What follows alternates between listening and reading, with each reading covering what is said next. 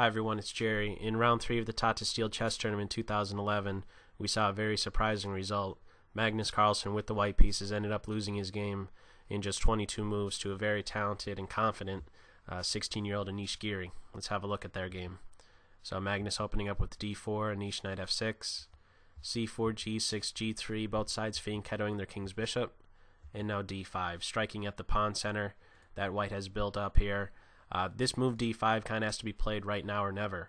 If you do a routine move like castle after knight c3, this d5 advance is no longer a possibility. White has too many pieces watching over d5. So one of these now or never moments, and this move d5 is played now. We have an exchange on that square followed by knight to f3.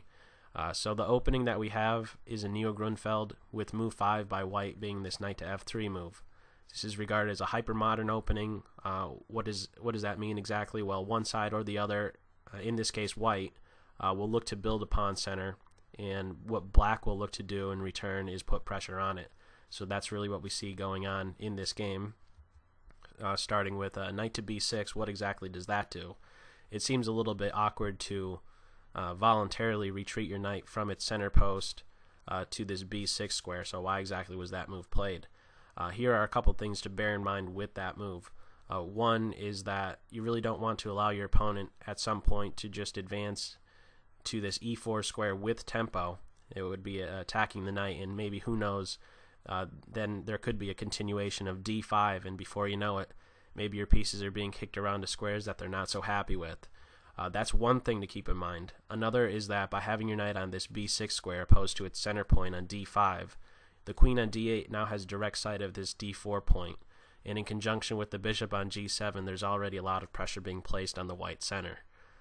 So white follows up with knight c3, knight c6. Notice that we're doing, black is making moves that put pressure on the white center first, and only then makes routine moves like castle. So let's kind of place white in a defensive position first before we go ahead and castle.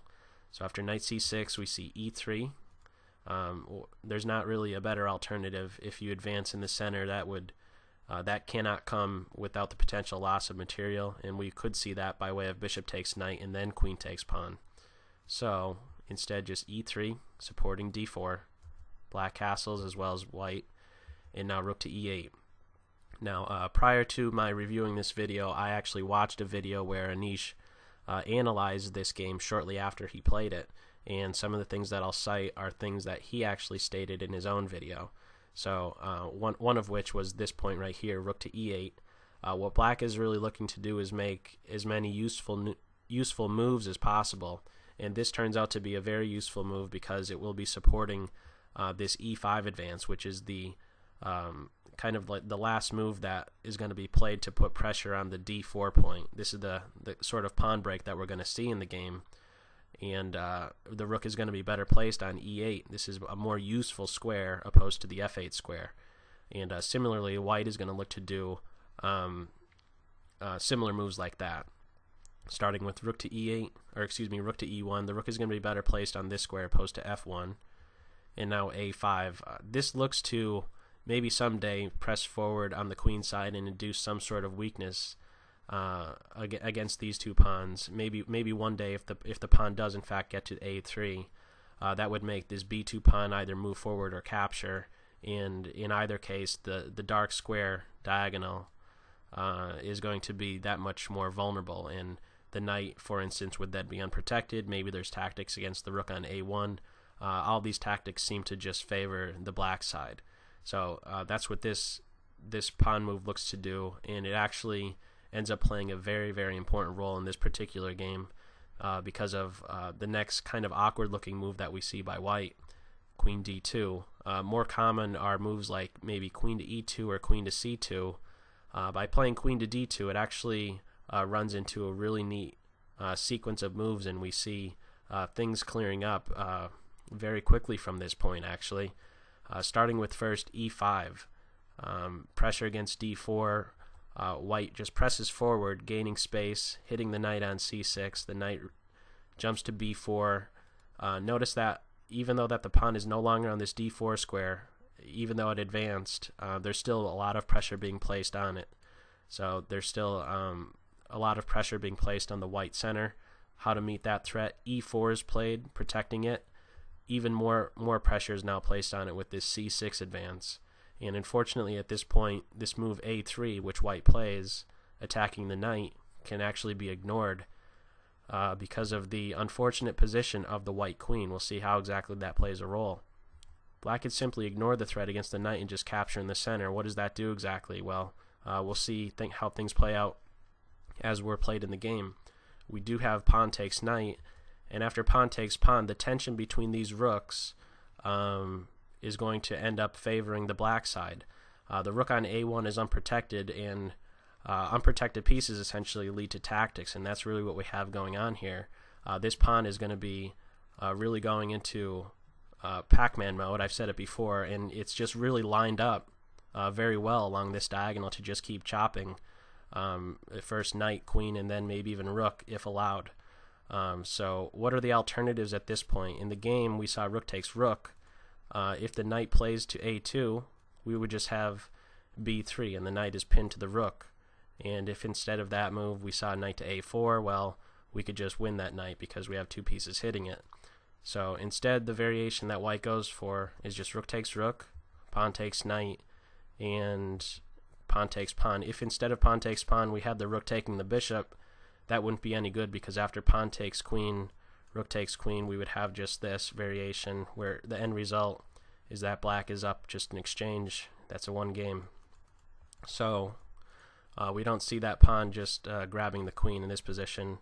After rook takes rook, pawn takes knight, pawn takes pawn, and now knight takes rook. So this knight, not the best placed piece, but it's going to quickly come into play by way of b6, and there's still pressure against the white center.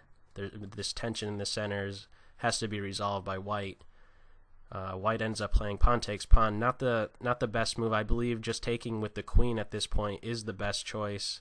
A direct result of pawn takes pawn, or one of the downsides of pawn takes pawn, is that you allow this pawn to advance, put pressure on one of the white pieces, and you're really increasing your bishop's mobility. So I think it'd be better at this point to really just take with the queen, but black is at least equal in this position, if not better.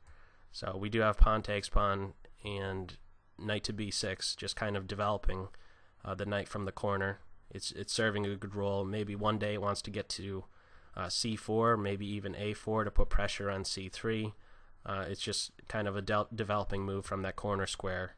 And after rook to d1, it's really just downhill very, very fast. e4 comes, attacking the knight, and unfortunately there's not really a good square for it to go to. In the game we saw knight to g5, but that's going to fail tactically. We'll see how exactly.